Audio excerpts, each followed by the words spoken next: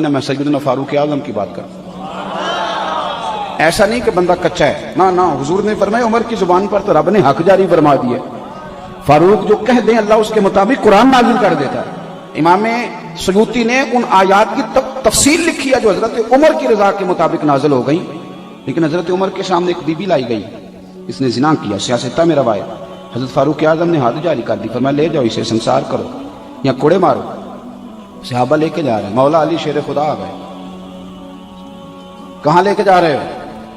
حضور اس پر حضرت عمر نے حد لگائی ہے، فرمایا عمر کو تم نے بتایا تھا کہ یہ تو بیچاری دیوانی ہے، یہ تو ذہنی طور پر کمزور ہے، یہ تو مجذوب ہے، اسے تو پتہ ہی کو نہیں، یہ بتایا تھا؟ حضور نہیں، فرمایا عمر نے پوچھا تھا؟ حضور نہیں، فرمایا چلو واپس چلو، حق قبول کریں۔ حضرت مولا علی شیر خدا واپس لائے، فرمایا عمر فیصلہ کرتے ہو پوری بات کیوں نہیں پوچھتے؟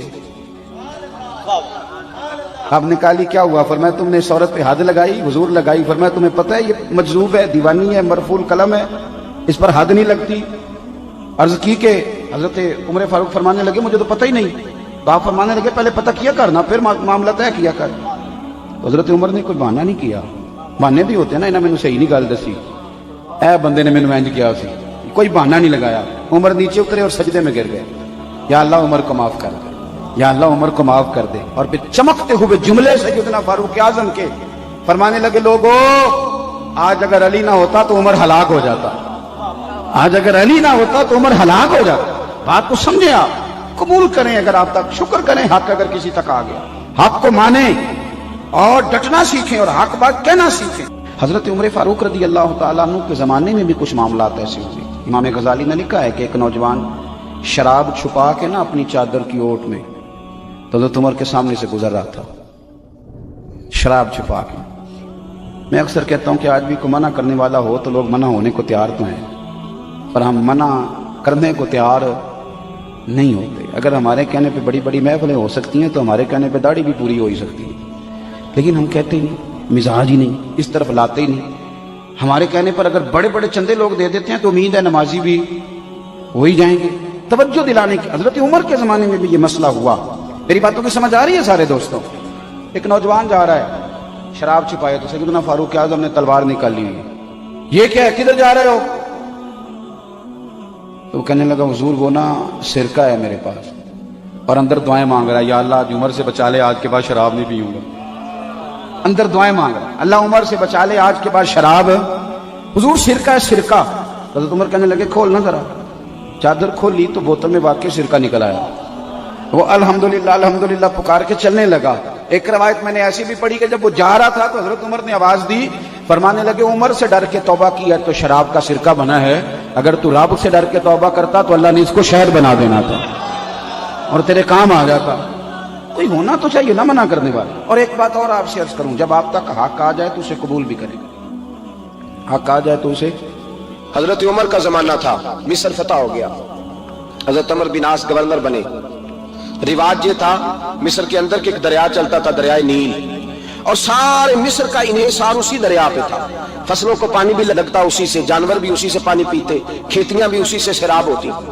سال کے بعد وہ دریا خشک ہو جاتا، سال کے بعد وہ دریا خشک ہوتا، اور جب خشک ہوتا نا تو ایک کواری لڑکی قتل کر کے دریا میں ڈالتے، پھر وہ دریا چلتا۔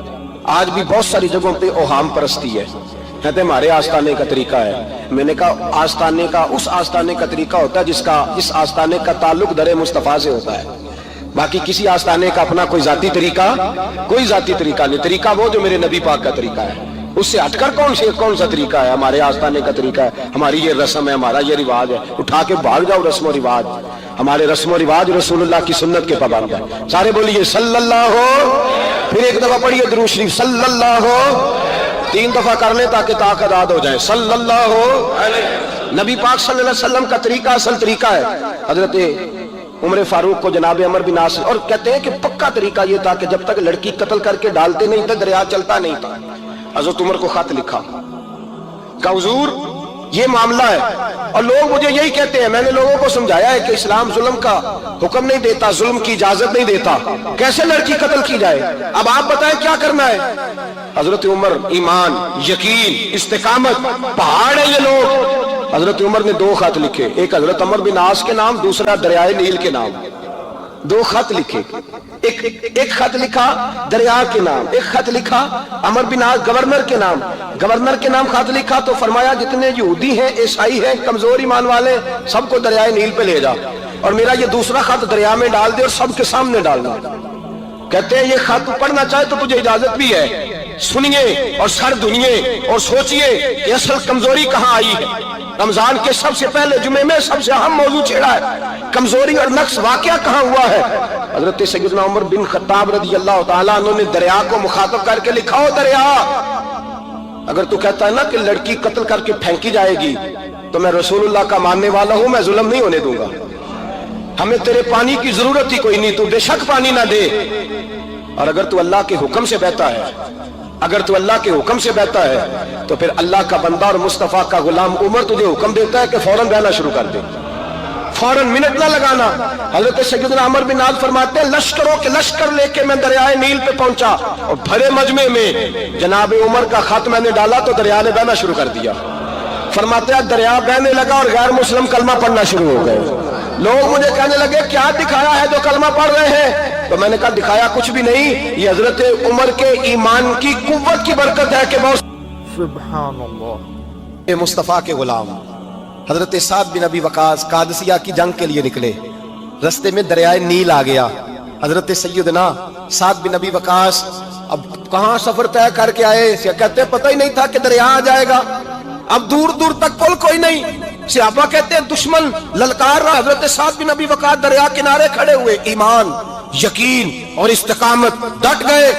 کہنے لگے او دریا، اگر تو حضرت موسیٰ کی نافرمان قوم کو رستہ دے سکتا ہے، محمد عربی کے وفادار نوکر ہیں، ہم تو رسول اللہ کے ماننے والے ہیں. دشت تو دشت ہے، دریا بھی نہ چھوڑے ہم نے، بحر ظلمات میں دوڑا دیے گھوڑے ہم نے، پر میں چھوڑ رستہ. صحابہ کہتے ہیں اس وقت ہم نے نعرے لگائے جب دریا نے رستہ چھوڑ دیا. کہتے ہیں پھر اللہ رسول پر ہم ذکر کرنے لگے، درود پڑھنے لگے، دریا سے رستے بن گئے. فرماتے ہیں 10,000 کا لشکر گزر گیا. اس پار جب گیا نا تو حضرت سعد بن ابی وقاص نے پھر مجمع پہ نظر ڈالی. فرمایا کسی کی کچھ ہے تو نہیں رہ گئی پانی میں، کوئی دریا میں چیز تو نہیں رہ گئی. ایک صحابی کہنے لگے میرا مٹی کا پیالہ رہ گیا ہے.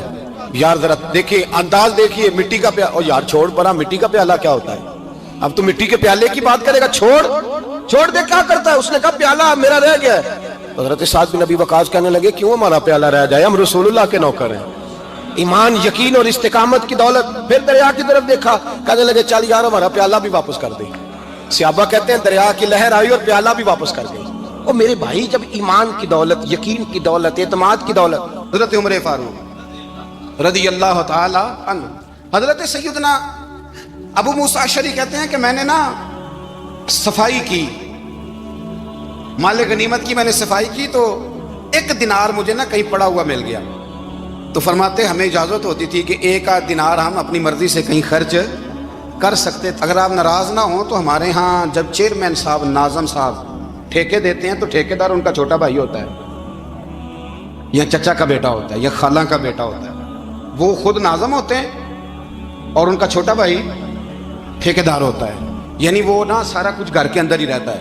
گھر کے اندر ایک پیسہ دیتا ہے، دوسرا واپس اس کو واپس کر دیتا ہے، گھر کے اندر ہی. اب تو خیر ہمارے لوگ سمجھدار ہو گئے، ایک بندہ ایک سیاسی جماعت میں ہوتا ہے، دوسرا دوسری میں، اور تیسرا جس کی بھی حکومت آئی، حکومت تو ہماری رہے گی نا، ایک بندہ تو ہے نا اس جماعت. یہ اچھا لوگوں نے ایک طریقہ نکالا ہے. تو حضرت عمر کے بیٹا گزر رہا تھا تو حضرت ابو موسیٰ اشعری کہتے ہیں میں نے صفائی کی تو 1 دینار نکلا. تو میں نے وہ 1 دینار نا حضرت عمر کے بیٹے کو دے دیا. میں نے کہا لو بیٹا اپنے چچا کی طرف سے تحفہ. تو گھر جا کے انہوں نے حضرت عمر کو بتایا کہ چچا نے پیسے دیے ہیں. چھوٹے بچے تھے. حضرت عمر نے حضرت ابو موسیٰ اشعری کو بلا لیا اور بلا کے فرمانے لگے میں تو تمہیں اپنا دوست جانتا تھا اور تم نے میری اولاد کو ہی دنیا دار بنانا شروع کر دیا. میرے بچوں کو ہی تم نے دنیا دار پیسوں پہ لگانا شروع کر دیا. میں تو تمہیں یار سمجھتا تھا.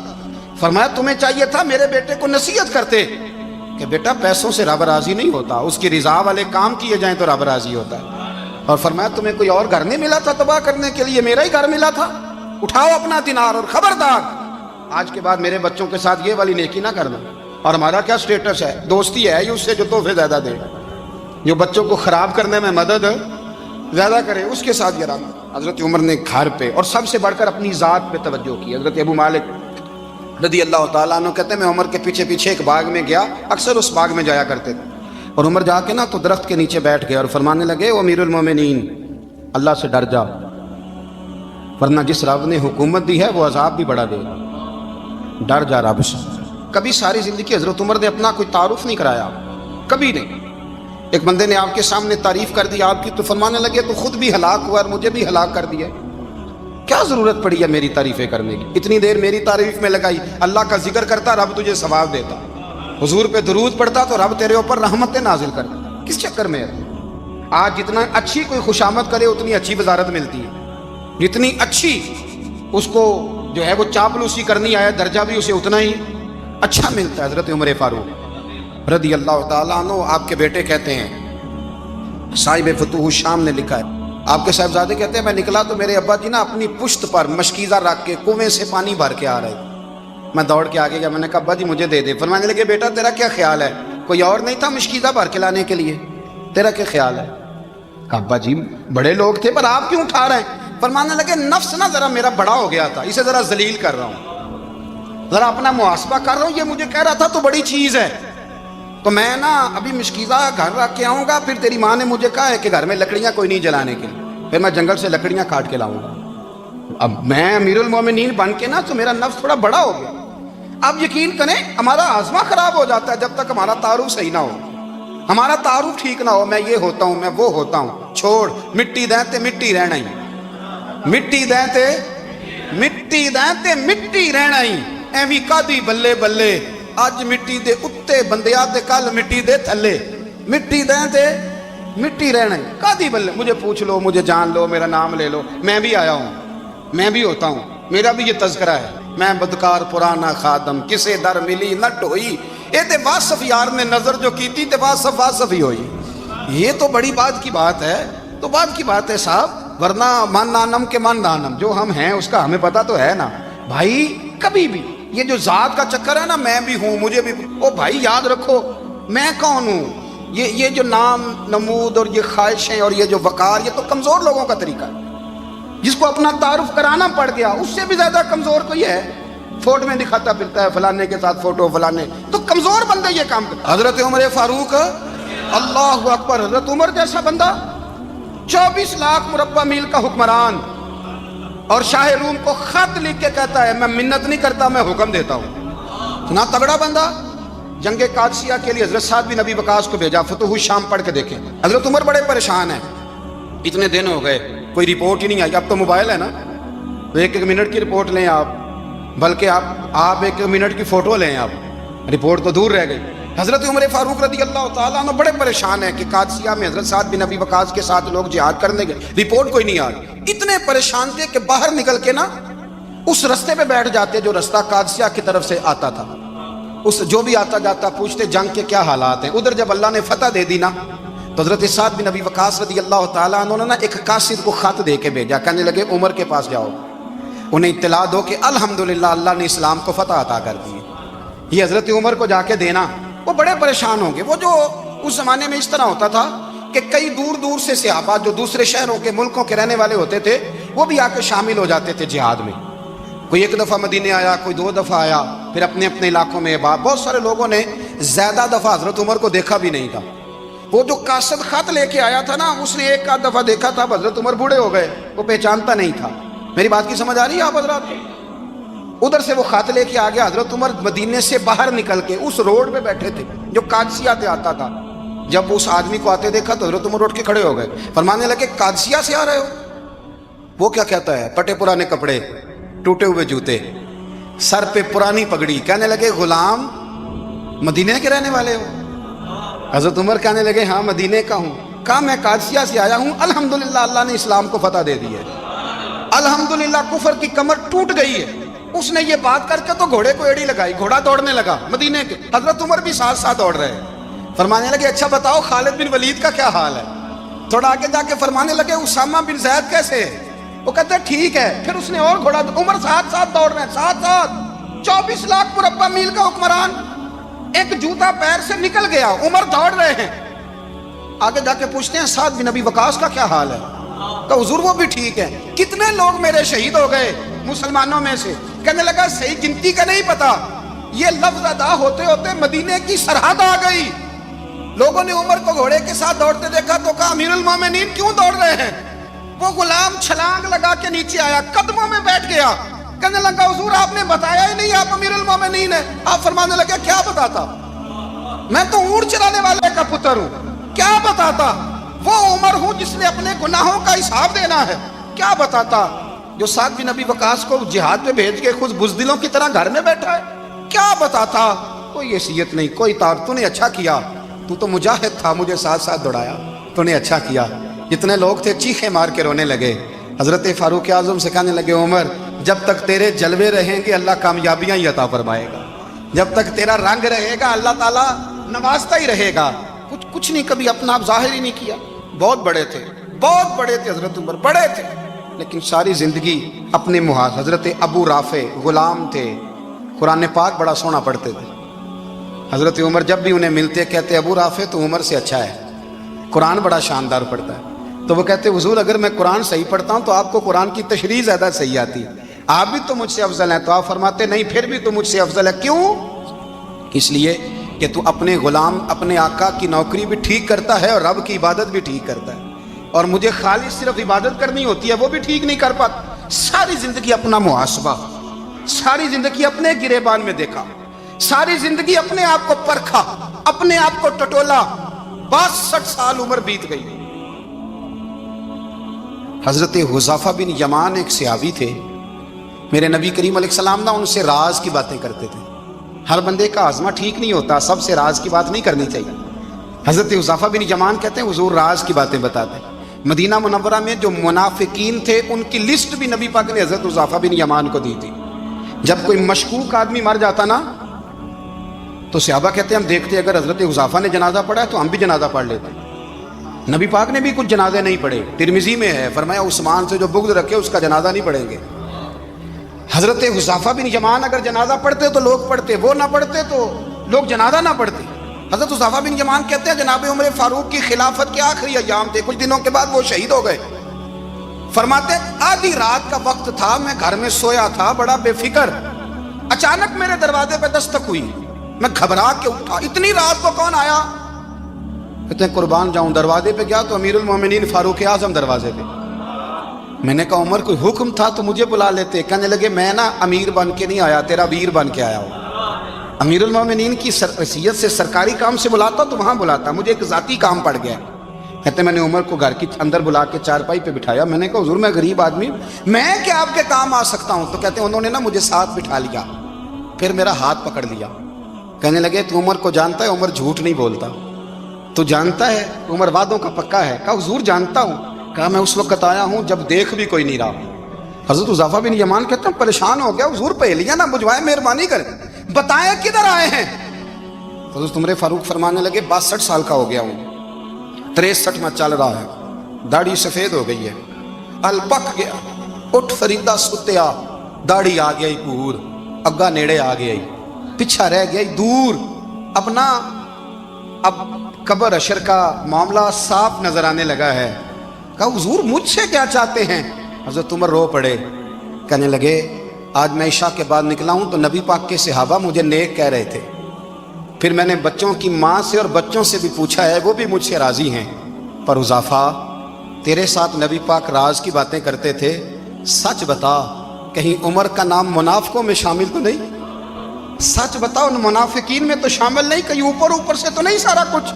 حضرت حذیفہ بن یمان کہتے ہیں میں باپ کے مرنے پہ اتنا نہیں رویا جتنا عمر کے سوال پہ رویا. میں قدموں میں بیٹھ گیا, میں نے کہا نہیں عمر یہ تو میں نے نہیں سنا, لیکن یہ میں نے نبی پاک سے ضرور سنا ہے کہ میرے بعد اگر کوئی نبی ہوتا تو عمر ابن خطاب ہوتا. یہ میں نے اپنے کانوں سے سنا ہے کہ عمر جس گلی سے گزرے شیطان رستہ بدل جاتا ہے. یہ میں نے اپنے کانوں سے سنا ہے کہ 950 سال حضرت جبریل جناب عمر کی شان بیان کریں تو پھر بھی بیان نہیں ہو سکتا. یہ میں نے ضرور سنا. دوستو ساری زندگی حضرت عمر نے اگر دوسروں کا محاسبہ کیا تو اپنا اور اپنے بچوں کا بھی کڑا خیال رکھا, اپنی ذات پر بڑی توجہ دی.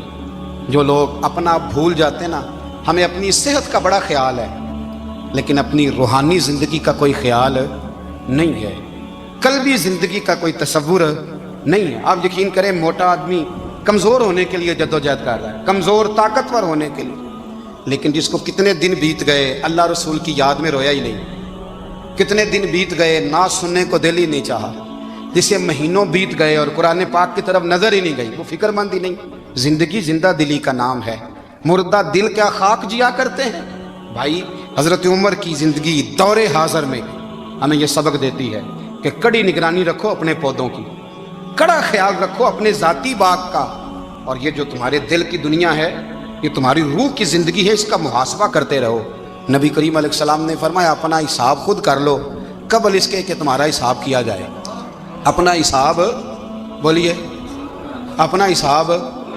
ہم ساری دنیا کا حساب کرتے پھرتے ہیں, کوئی کہاں سے کماتا ہے کہاں کھاتا ہے, پر اپنا حساب حضور نے فرمایا حساب کر لو قبل اس سے کہ تمہارا حساب. مولا علی فرماتے ہیں نماز پڑھ لو قبل اس کے کہ تمہاری نماز پڑھی جائے. یہ بڑا عجیب معاملہ ہے کہ ہم جتنے لوگ ہیں ہمارا معیار یہ ہے کہ سامنے والا غلط ہے اور میں ٹھیک, یعنی دوسرے کا بچہ گلی میں نظر آ جائے تو اس کی غلطیاں نکلنی شروع ہو جائیں گی, اور میرا بچہ سارا شہر گھوم آئے ایک ٹائر پہ موٹر سائیکل پہ, تو ہم کہتے ہیں کہ ابھی بچہ ہے انشاءاللہ سیانا ہو جائے گا. اگر ابا جی آج تک سیانے نہیں ہوئے کہ اس کو سمجھا لیں, تو پھر بیٹے کا سیانا ہونا تو ہو سکتا ہے کہ وہ 60-70 سال لگ ہی جائیں. گھر کے اندر جب تک توجہ نہیں ہوتی, اور سب سے پہلے جب تک اپنی ذات پر توجہ نہیں ہوتی, تو والد کا جب تک کردار بچے نہیں دیکھتے جب تک, اتنی دیر تک ان کا تبدیل ہونا ممکن نہیں ہوتا. حضرت عمر فاروق رضی اللہ تعالیٰ عنہ باہر والوں کا بھی بڑا سخت حساب کرتے تھے. بڑا ایک گورنر صاحب نے لباس بڑا شاندار پہننا شروع کر دیا تھا, تو حضرت عمر نے اتروا کے نا تو انہیں ٹاٹ کا لباس پہنا کے تو اونٹ چرانے کی ڈیوٹی دے دی تھی. اتنا سخت احتساب کرتے. کسائی کی دکان پر بھی 1-2 گھنٹے کھڑے ہوتے تھے. جو آدمی مسلسل 2 دن گوشت خریدتا تھا نا, فرماتے تھے اس کا ٹیکس بڑھا دو, لوگوں کو دال نہیں مل رہی اور یہ روز گوشت کھاتا ہے. حضرت فاروق اعظم, اس کو جزیہ کہا جاتا تھا, یا کچھ اور معاملات ہوتے تو بڑھا دیتے تھے. مسلسل جو 2 دن آدمی گوشت کھاتا تھا, فرماتے تھے مدینے میں غربت ہے, اگر یہ والا نظام تم کرو گے تو غریب لوگ کس کی طرف دیکھیں گے. لیکن اس سے زیادہ بڑھ کر جو ان کی زندگی کا معیار اور سٹیٹس تھا وہ یہ تھا کہ اپنے گھر کا خاص خیال رکھتے, خاص توجہ کرتے. ملک شام سے اور ایران سے کچھ لوگ آپ کی خدمت میں آئے, تو وہاں سے کچھ کنیزیں بھی آئیں. ان کے بادشاہ پیغام لے کے, شاہ ایران کی کنیز کو ملکہ نے کہا کہ نا حضرت عمر کی زوجہ کو دیکھ کے آنا ذرا کس طرح کی ہے. ہمارے ملک میں کیا کہتے ہیں, خاتون اول, جی خاتون, باقی سارے دوؤں میں خاتون اول, ذرا خاتون اول کو دیکھ کے آنا. تو وہ جب آئی نا گھر میں ملنے, تو کہا کہ مجھے میری ملکہ نے کہا تھا کہ عمر کی زوجہ سے, اہلیہ سے ملاقات کر کے آنا. تو حضرت عمر کی اہلیہ نے نا ایک جوڑا کپڑوں کا دے دیا ملکہ کے لیے, اور ایک خوشبو کی شیشی دے دی.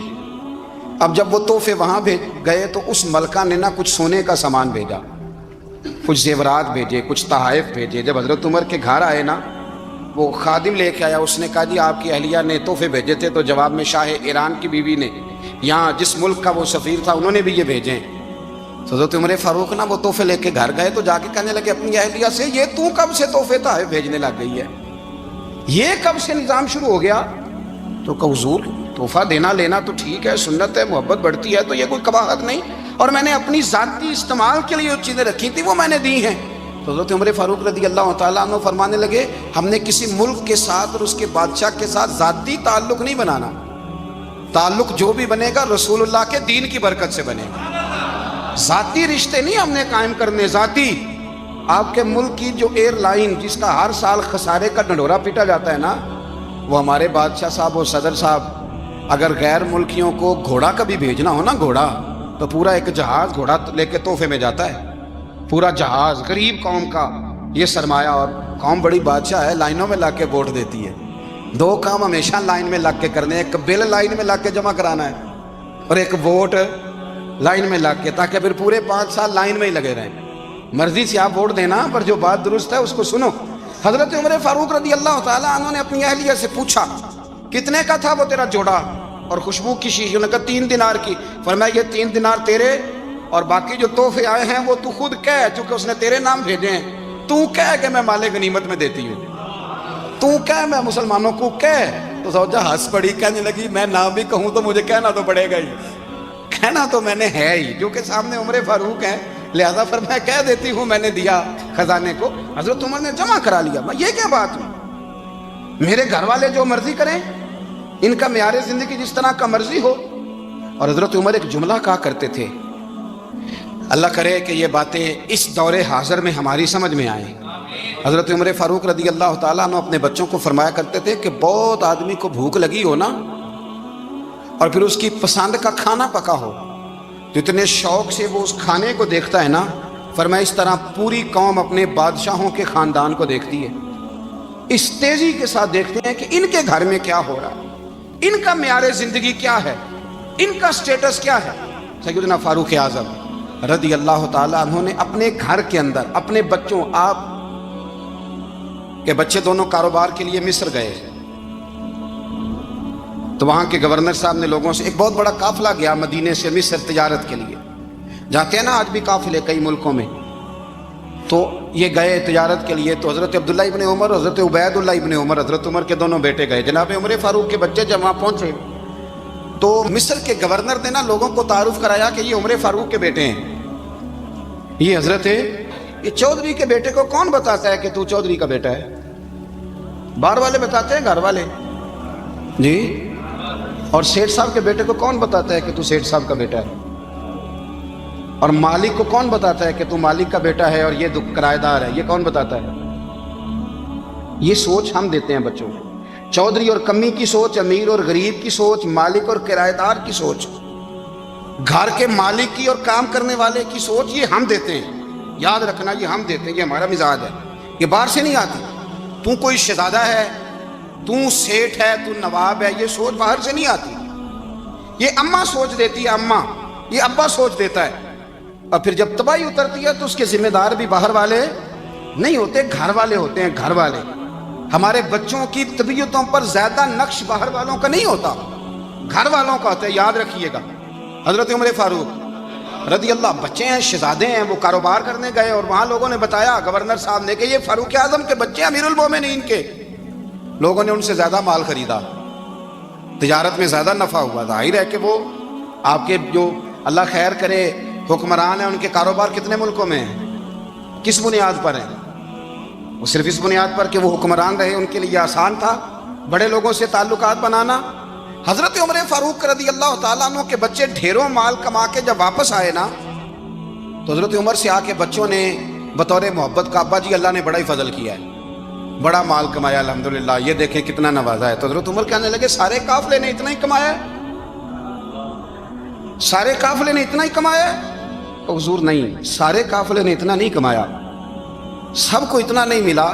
वो तो वहाँ गवर्नर साहब ने लोगों को तारुफ कराया था कि ये उमर के बच्चे हैं, तो लोगों ने फिर हमसे बड़ा ही खरीदा। तो हज़रत उमर फरमाने लगे ठीक हो गया, मैं बात समझ गया, इस तरह करो, जो तुम्हारी असल ज़र थी ना, जो राज थी, वो रख लो और बाकी सारा माल माले खजाना में जमा करा दो, इसलिए कि ये तुमने तजारत नहीं की, ये तुमने अपने बाप का नाम बेचा है, ये तुमने अमीरुल मोमिनीन के बेटे होने का फ़ायदा उठाया है। फरमाया ये तुम्हारा नहीं हक, ये मुसलमानों का है, इसलिए कि ये माल तुमने मेहनत से नहीं कमाया, ये बाप की कुर्सी का फायदा उठाया है। और फरमाया अगर तुमने माल जमा ना कराया तो मैं माल भी ले लूंगा जबरदस्ती और कोड़े भी मारूंगा, डबल सजा दूंगा, मर्जी से जमा कराओगे तो कोड़ों से बच जाओगे। बड़े बेटे ने तो जमा करा दिया, तो छोटा थोड़ा परेशान हुआ। तो हज़रत अब्दुल्ला इब्न उमर छोटे का माथा चूम के कहने लगे बेटे चुप करके जमा करा, यहां भी फख्र करके हम उमर के बेटे हैं और कयामत में भी फख्र करेंगे कि हम फारूक आजम के बेटे हैं। हज़रत उमर फारूक रदी अल्लाह ताला अन्हु के बारे में इमाम इब्न जौज़ी ने लिखा है कि रात को ना घर के अंदर बैठे बैठे अचानक रो पड़े हज़रत उमर। 62 साल उम्र है, खिलाफत के आखिरी अयाम चल रहे, तो रो पड़े ऐसे ही घर में बिला वजह ही। आपकी अहलिया ने, जौजा ने बेटे को उठाया, फरमाया पता करो तुम्हारे बाप को क्या मसला है, कहीं कोई तकलीफ तो नहीं, दर्द तो नहीं, साहबजादे आए? अब्बा जी क्या बात है? फरमाया अम्मा को बुलाओ। सब लोग जमा हो गए, तो जनाब उमर फारूक रदी अल्लाह ताला अन्हु फरमाने लगे कि बैठो मेरे इर्द गिर्द। सब बैठ गए। तो फरमाने लगे आज जब मैं मस्जिद से निकला था तो मेरे नबी पाक के सच्चे सहाबा, सच्चे रसूल के सच्चे सहाबा, हुजूर के सच्चे गुलाम ये कह रहे थे कि उमर बड़ा ही अच्छा है, अदल वाला है, इंसाफ वाला है। तो अब्बा जी इसमें रोने वाली क्या बात है? तो फरमाने लगे डर ये लगता है कि बाहर तो मैं अच्छा था कहीं घर में तो नहीं कोताहियां करता रहा? मेरी बात पे तवज्जो करना। कहीं घर में आप बातें सुन लें तो शायद जितनी मैं करता हूं दूसरा कारी कोई ना सके, लेकिन जब अमल के रास्ते पे हम निकलते हैं तो वो मसदूद है, वो बंद है। अमल किसने करना है? आप कोई आयत पढ़े तो यहां गलती निकालने वाले 20 लोग मिल जाएंगे, 20 लोग, लेकिन उस आयत पे अमल करने वाले कितने मिलेंगे? तो हजरत उमर फारूक रो रहे थे, कहने लगे कहीं तुम्हारे हुकूक तो नहीं पामाल करता रहा? तो आपकी अहलिया ने जब सुना तो वो कहने लगी उमर मुझे तो बड़ा पुराना शिकवा है, आपका जाहो जलाल इतना था मैं बात नहीं कर सकी। उमर तुमने सारा दिन मस्जिद में गुजार दिया और सारी रात निकाब ओढ़ के मदीने की गलियों में गुजार दी, मैं तो जिंदगी की कोई खुशी देख ही नहीं सकी। चाह तो मेरे अंदर भी थे ना कि मेरा शौहर कुछ घड़ियां बैठता, कहीं मुझे लेके जाता, तो मैं तो कुछ नहीं देखा, मुझे बड़ा शिकवा है। तो हज़रत उमर कहने लगे चल अल्लाह की रिजा के लिए माफ कर दे। भाई माफी बीवी से नहीं मांगी जा रही, माफी अपनी गलती की मांगी जा रही, ये समझ ले। बीवी के लिए तो खामद का बहुत बड़ा मकाम है ना, लेकिन यहां गलती किस बात की है? अपनी कमजोरी पर गलती का इतराफ करके माजरत का सवाल किया जा रहा है। तो हजरत उमर कहने लगे माफ कर दे। तो अहलिया कहने लगी मैं नहीं माफ करती, मेरी शर्त पूरी करें। फरमाया वो क्या? फरमाने लगी क़यामत में जब अल्लाह आपके लिए जन्नत का हुक्म देगा तो आप मेरी सिफारिश करेंगे अल्लाह की बारगाह में? सिफारिश करेंगे या अल्लाह मुझे कपड़े धो के देती थी, मेरी इज्जत की हिफाजत करती थी, मेरे बिस्तर को पाक रखती थी, कहेंगे? तो हज़रत उमर फरमाने लगे तेरे साथ वादा रहा, रब ने अगर उमर को अपने फजल, अपने करम और अपने महबूब के सदके जन्नत दी तो उमर तेरे बगैर जन्नत में नहीं जाएगा। अमल का रास्ता, अमल का रास्ता। देखे ना,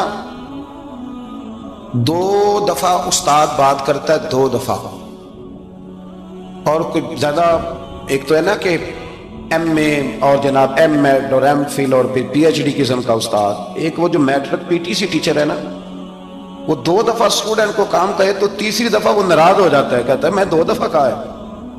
बच्चे को आप 2 दफा कहते हैं और अगर तीसरी दफा कहना पड़े तो गुस्सा आता है नहीं आता? भाई तूने इतनी दफा कहा तू समझ नहीं रहा बात को। और अगर अल्लाह करीम कुरान मजीद में सैकड़ों दफा कहे नमाज पढ़ो, सैकड़ों दफा, और ये बहाने कर रहा है, ये भी प्रोग्राम बना रहा है, फिर कहता है मैं बेचैन रहता हूं, मैं बेकरार रहता हूं। अमल का रास्ता इसको इख्तियार करें, आप सुकून में रहेंगे। बदअमल आदमी और बेअमल आदमी ये हमेशा परेशान रहते हैं। हमेशा अमल करें, तौबा करें तो फिर बदल जाएं, फिर तब्दीली आए। और ये कोई मुश्किल काम नहीं, जो बदलने वाले थे वो बदल गए, बड़ा कुछ करते थे पर फिर वो लोग बदल गए। हजरत फुजाला रज़ी अल्लाह तआला अन्हु कहते हैं कि मैं बड़ा दिलदादा था औरतों का, और मेरा माहौल ये था कि मैं कत्ल भी कर लेता था, माज़अल्लाह चोरी भी कर लेता था, और रात मेरी तबीयत थी माज़अल्लाह नई से नई औरत के पास जाना। कहते हैं अबू जाल ने ऐलान किया कि जो नबी पाक अलैहिस्सलाम का सरे अक़दस माज़अल्लाह काट के लाएगा, नकले कुफ्र, कुफ्र न बाशर, 100 सुर्ख ऊंट इनाम मिलेगा। तो मैंने इरादा कर लिया कि मैं बहुत सारा इनाम हासिल करूंगा।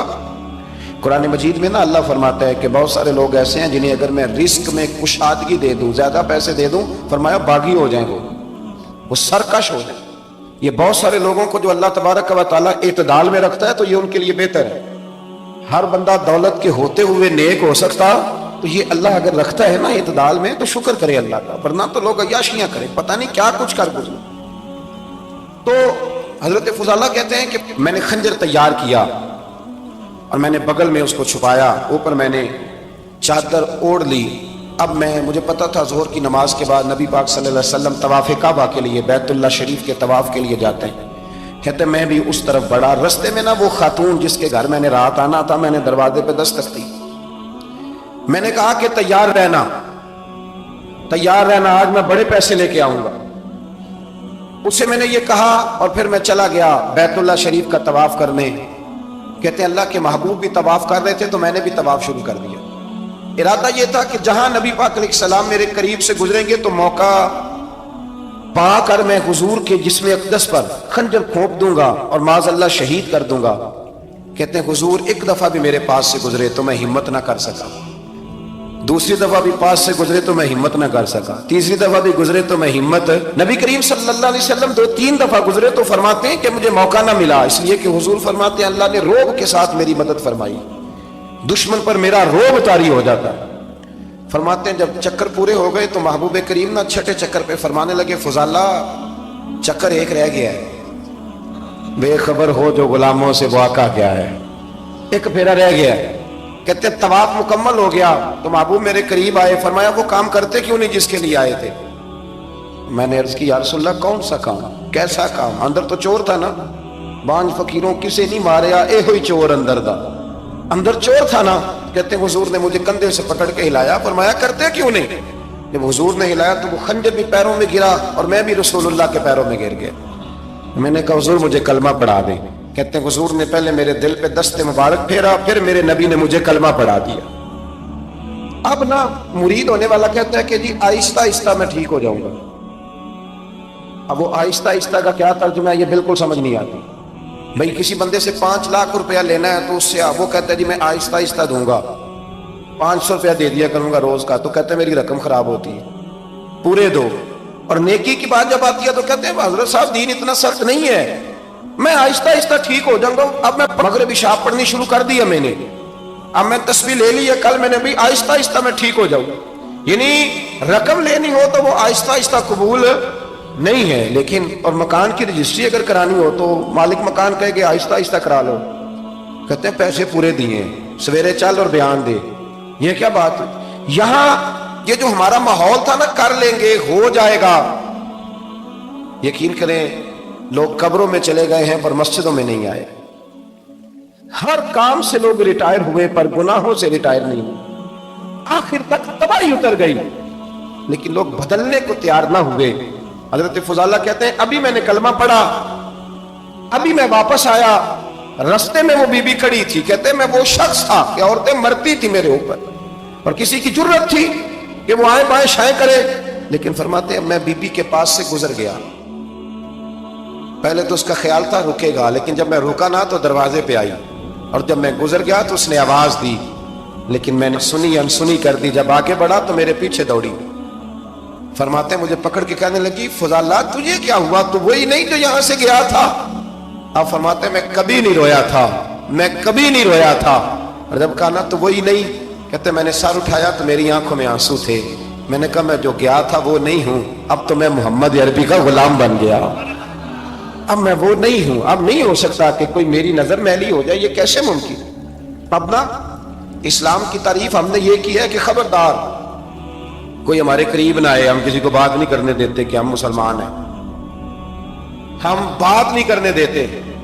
पता है क्या बात है, एक मेरी ये तकरीर होती है मिंबर पे और एक मेरा अमल होता है जब मैं सफर करता हूं, जब मैं गाड़ी में बैठता हूं, जब मैं दोस्तों से मिलता हूं। जब इन दोनों बातों में तजाद आता है ना, तजाद, तो लोग तकरीर को जज्बात नहीं कहते, एक फन बन जाती है तकरीर। आपको पता है ना वाइजीन नाथ खां कहते हैं मैंने महफिल लूट ली, फिर लोग शुमार करते हैं कितने लोगों ने सुभान अल्लाह कही, फिर लोग शुमार करते हैं कि आज 5 बंदे रोए भी थे जब मैं तकरीर कर रहा था। तो फिर ये फन है, ये जज्बात का इजहार। समझ ले बात को कि अमल जब आप नहीं ना करते अमल, तो आप खुद बड़े बेचैन रहते हैं कि यार ये मैं क्या कर रहा हूं, ये कौन सा गोरख धंधा है कि मेरा अमल सिफर होता जा रहा है। हमारे एक उस्ताद थे तो वो फरमाया करते थे कि अगर पढ़े लिखे आदमी को तुम बेअमल देखो तो उससे दूर हट जाया करो, वरना तुम्हें भी बेअमल कर देगा। मैंने उनसे अर्ज की, मैंने कहा हुजूर ये क्या है, तो फरमाने लगे अपने हजरत साहब से पूछना, वजाहत करेंगे। मैंने हजरत साहब से कहा जी अजीब बात कर दी है, इल्म वाले बंदे के पास बैठ के तो इल्म आता है। तो वो फरमा रहे थे कि इल्म वाले बंदे के पास अगर वो बेअमल हो तो बिल्कुल ना बैठना। तो हजरत साहब फरमाने लगे उन्होंने सही कहा है। अब बात बहुत बड़ी है, पता नहीं आपकी समझ में आती है नहीं आती, बहरहाल कर देता हूं। पढ़ा लिखा बंदा अगर बेअमल हो तो उसके पास, तो मैंने कहा हुजूर क्यों? फरमाने लगे इसलिए कि वो अपनी बेअमली पर भी दलाइल देगा।